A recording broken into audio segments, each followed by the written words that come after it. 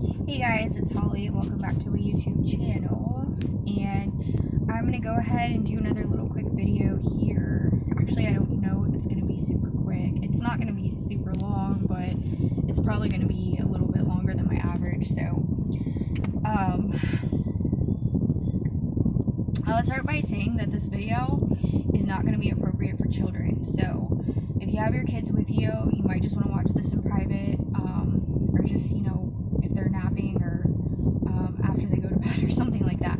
So I just wouldn't, I wouldn't want children to hear this horrific story that I'm about to tell you. So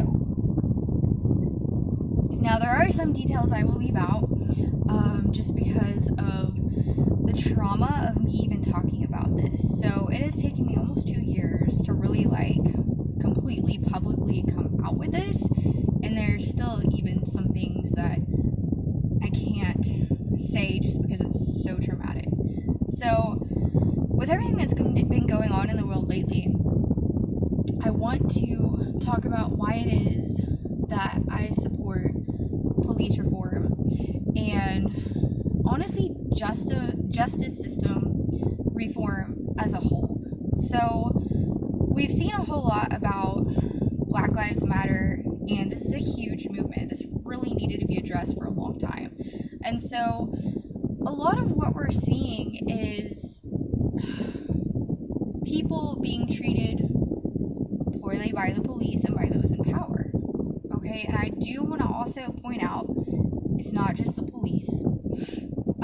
It's prison guards, whatever you want to call them. It's basically law enforcement as a whole. It's judges.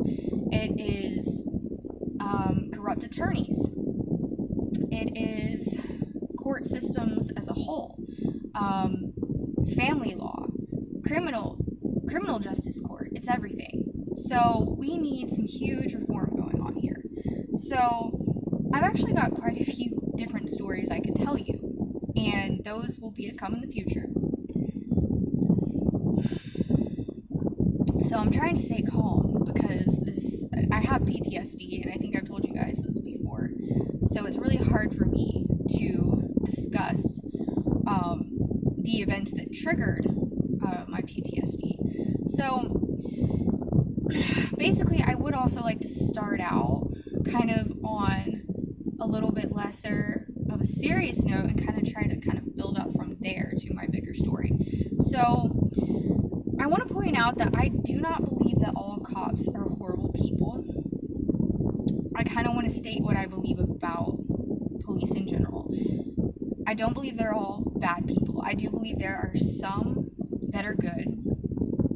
I believe that most do have at least somewhat of I don't know the word I'm looking to describe it. The word I'm looking for would probably be they have a need for power, a need for control. Okay, like I say, not all, but most. So I also want to point out that I've had a couple of incidences in my life in which I've had a good or decent experience with a police officer. There have been a few times I've been pulled over and they've been perfectly nice to me. They've been very courteous and nice a few times. But for the majority of my life, anytime coming in contact with a police officer, directly or indirectly, I have not had a good experience. I have been traumatized and put down and made to look like I am an idiot. Okay, so for example, I never really get pulled over anymore, but the last time I got pulled over was about 2 years ago, and this guy pulls me over on this country road, and he comes up to my window, and he's like, "Do you know what you're being pulled over for?" And I'm like, "No, I don't." And he was like, "Well, there's a law that you're supposed to slow down. Have you ever heard of this law, blah, blah, blah, that you're supposed to slow down, a certain amount when you're going past a police officer vehicle on the side of the road." So you guys know what I'm talking about. But anyways, I was kind of lost in thought, and so I didn't slow down enough, which I think here it's 20 miles an hour. So anyways, I was like, "No, I don't believe so. I don't believe I've heard of that." And so he sticks his head in my window and he's like, "What do you mean? What do you mean you've never heard of it?" And I'm like, I just kind of didn't say anything. And he's like, "Well, I'm just gonna give you a warning. And then he goes back to his car. But he was just like so incredibly rude to me. Okay, so that's just one example. And then like about 6 or 7 years ago, I was taking a mini road trip. I was going to a park in Farmersville, which at the time I was living in Arlington. So it was about a 60-mile drive from Arlington, Texas to Farmersville, Texas, which is a little country town just up near McKinney, if you know where that is. So there's a police officer that pulls me over in Princeton, Texas on my way back from this park. And I was actually up in the McKinney area visiting a friend, so I wasn't just going up there specifically for that. But there's this special park that means a lot to me. And so I visit it every now and then. I still do to this day. So this cop pulls me over and he's like, "You're going too fast." He's like, "Well, where were you? What were you doing?" And I was like, well, I went to this park, and I told him the truth. So then he's like, "Well, I just don't understand why you would drive so far to go to this park," because he was looking at my ID, and he's like, "You live in Arlington." And I was like, "Yeah." And I didn't even go into the fact that I was visiting a friend in the McKinney area, because I was just like really, my adrenaline was pumping. I didn't really know what to say. And so he just kept hounding me. He was like, "Do you have drugs in the car? Are you on drugs?" I was like, "No." And at this point, I literally started crying. I mean, bawling my eyes out. And this guy's like, "Okay, well, you just need to slow down, okay?" So he goes back to his car, doesn't tell me what he's doing. He comes back and gives me this paper, and it's a warning for going too fast, speeding. And when he left, he was like, "I'm sorry. I apologize." Like, he clearly felt bad for being so incredibly, like, interrogative. Anyways, the interrogation was ridiculous. I wasn't doing anything wrong. So I think that's a lot of a problem with what we're seeing. But when he handed me the warning, I could see where he had marked out that it was initially a ticket he was writing me. But after he made me cry, he marked it out. And I thought to myself, at least he has that much humanity that he's not going to be a complete, utter asshole. So I was really happy about that. But in the same point, I felt like it was really uncalled for, and I still do. So, you know, a lot of that goes on. I think that needs to stop. Constant interrogation. And a problem is, too, a huge problem I want to address as well is that the more in the country you are, generally the less severe crime you tend to see. And because of that, because of the crime, the lack of severe crime, you're seeing a lot of bored police that don't have anything to do, don't have anything better to do. And they will get on your butt, they'll tail you around town, they'll type in your license plate information, they'll call it in, whatever, just to see what's going on with you, because they have nothing better to do. They will sit there and stare at you. They will drive around town and just aimlessly, and sometimes some patrol can be a good thing. But I am so tired of seeing a cop car and my heart just starts racing. I am so tired of, seeing a police person in uniform and feeling like I'm just gonna throw up. I'm sick of it. We shouldn't have to feel this way. We've got some serious problems. And don't even get me started on the justice system, the court system. Oh my gosh. Okay, so without further ado, let's get into my story. So on July 16th of 2018, it's been almost 2 years now, I was arrested for a crime that I did not commit. So it was a very serious crime. And, at the time I was basically, I was in a relationship I shouldn't have been in. I was doing things, I was in a situation that I should not have been in, but I persisted. And so one night there was an argument, okay? And like I say, there are some details I'm going to leave out because it's so traumatizing for me to tell you this. But basically what happened was someone, and I'm not going to say who, I'm respecting other people's privacy here, okay?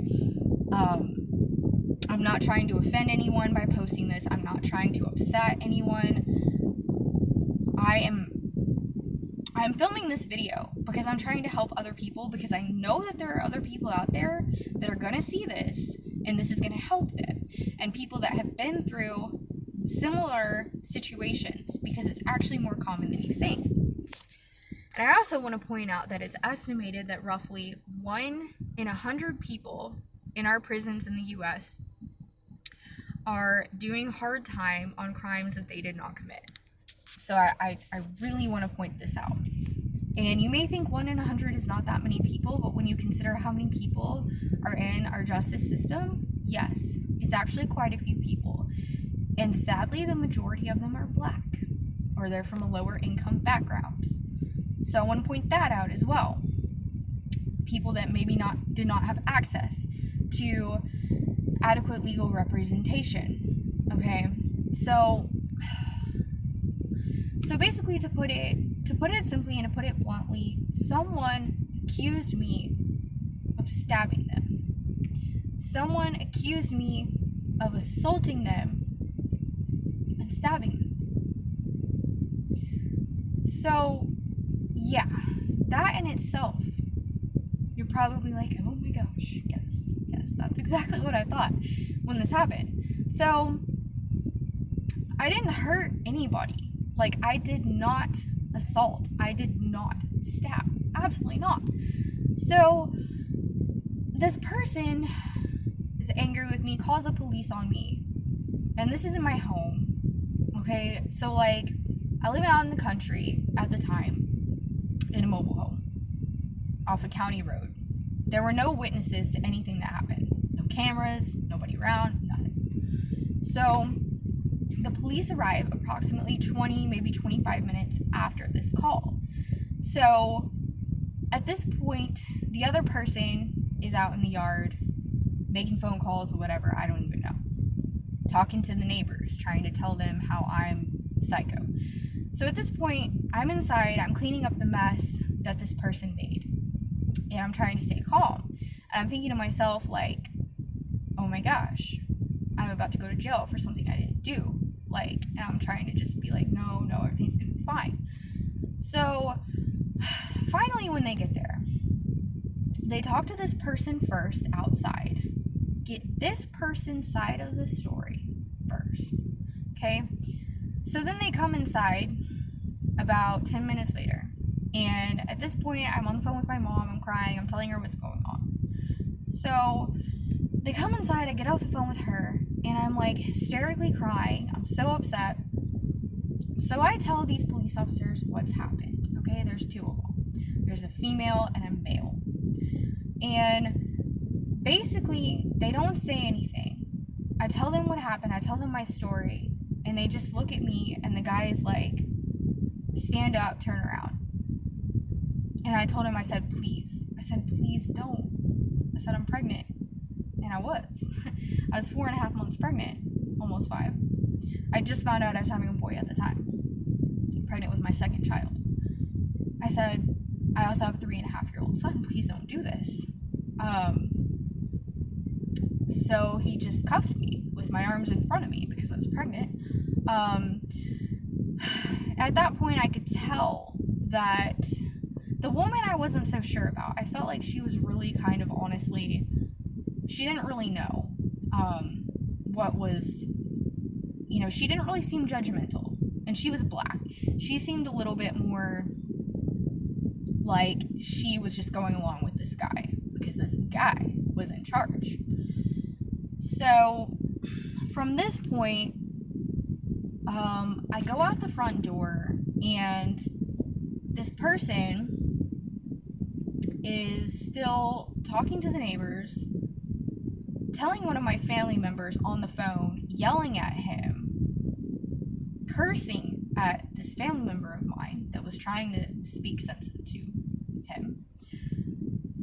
So I'm walking to this police car, and I'm thinking, and I tell the police officer, like, I'm not rude to him, I just tell him, like, hey, I don't understand, I am confused. Why, and I ask him, what am I being charged with?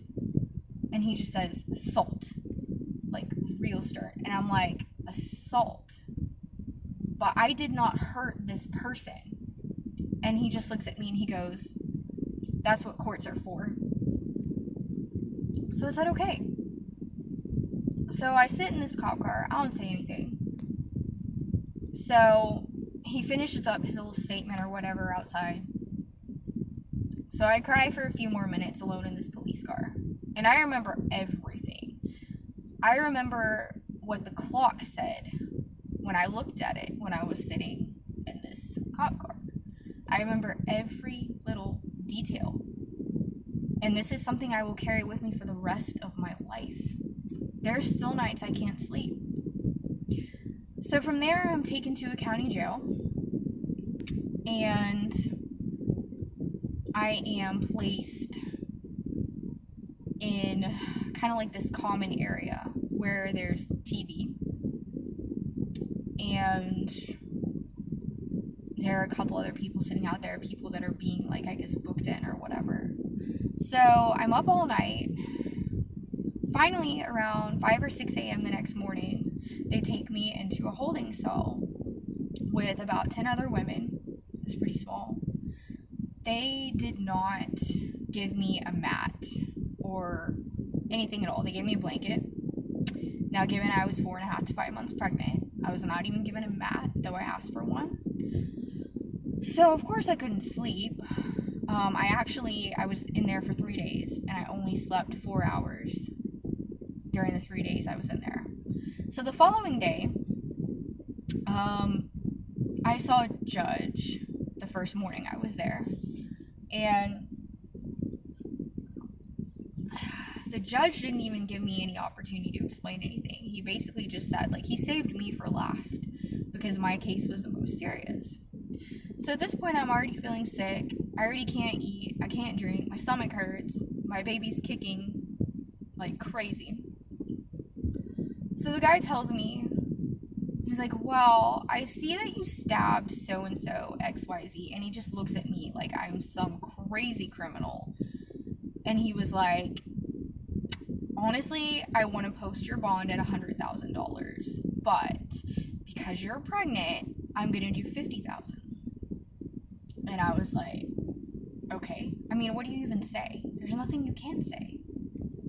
So he's like, are you going to be able to make bond? And I'm like, I don't know. We'll see. So I called my family from that point. And at this point, I had been charged with aggravated assault with a deadly weapon. Now, this is basically like a step or two down from, like, attempted murder. Like, this is a very serious crime. Like, you can face, I think it's up to 10 years in prison for this. So, basically, I'm sitting in jail. There's a girl in my cell that has a staph infection. I'm pregnant. Later that day, I asked if I could see some medical care because I was having some severe cramping and I just wasn't feeling good at all. I needed to see a nurse or something to make sure everything was okay with the baby, and they denied me any kind of medical care. A nurse did come by.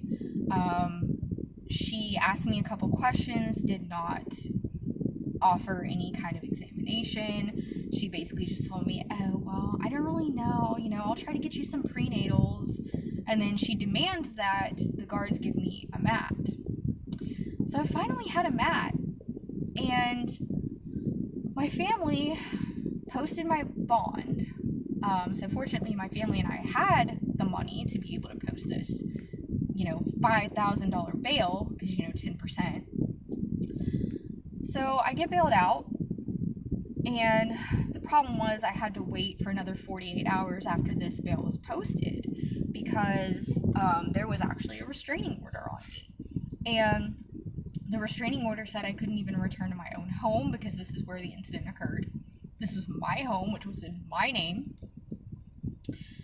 I could not go within, I think it was like 300 feet of this person's work, or wherever this person was, whatever.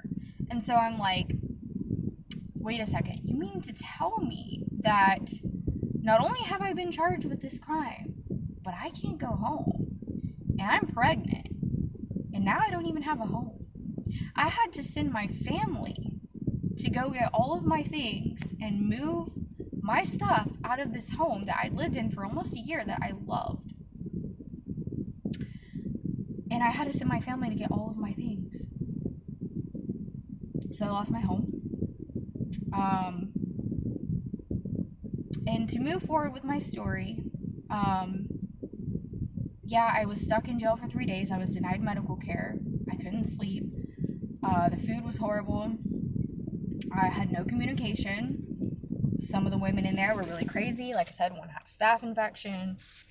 It was a health hazard. It was a huge problem, to say the least. So from this point, by the time I'm finally released from this place, almost 3 days later,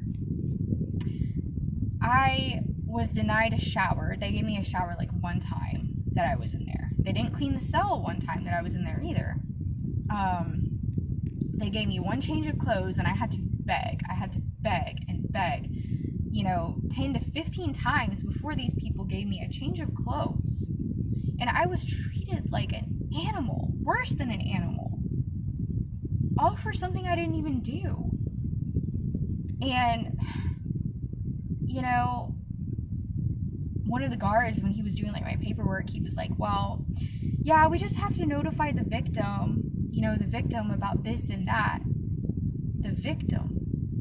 Right. Now, I'm white, and I've experienced white privilege. I'll tell you that right now. But there's something else I want to talk about. I want to talk about redneck privilege.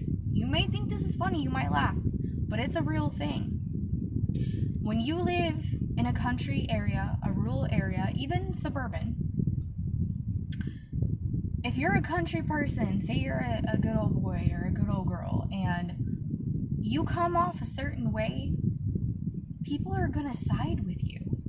If you're like me and you're living in the country and you're like a hippie and you're just all about peace and love and being eclectic, man, and they're comparing you to somebody else that's exactly like them, who do you think they're gonna believe?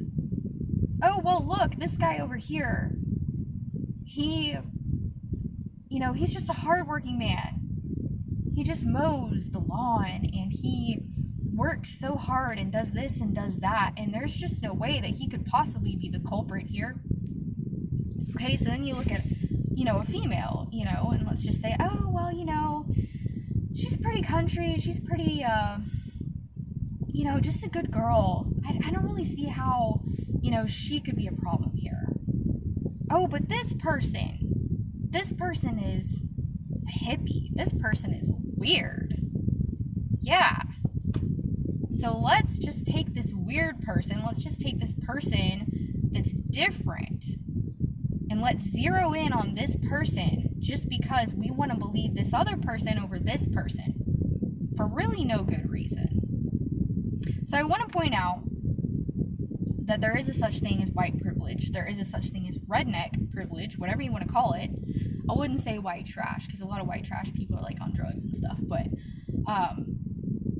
this particular incident shaped my whole life, and it will shape my whole life for the rest of my life. And so I was able to come out and hire an attorney. I was able to hire a really good attorney with my family's help.